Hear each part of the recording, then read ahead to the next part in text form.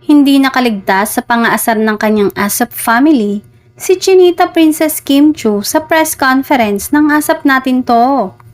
Sa press con, habang si Kim ay abala sa pagsagot sa mga tanong tungkol sa kanyang mga upcoming projects at personal na buhay, biglang pumasok sa eksena sina Maymay at Ogie. Binigyan nila ng di inaasahang twist ang press con sa pamamagitan ng paulit-ulit na pagsasabi ng love life. Ang kanilang malalakas na halakhak at biro ay tila naging sentro ng atensyon sa kabila ng pagiging formal ng press conference. Kapansin-pansin ang tila pagbabago sa aura ni Kim bago ang simula ng press con.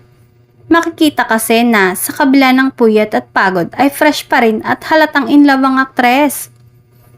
Samantala, matapos nito ay ang naging rehearsal nila para sa gaganapin na ASAP sa California.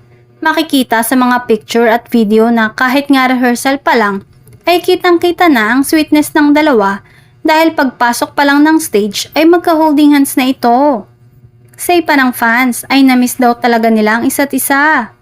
Bago nga ang nasabing rehearsal ay namataan na ang dalawa na magkasama sa kanilang morning routine jogging. Kilig na kilig naman ang mga Kim Pao fans na layag na ang kanilang mga idolo.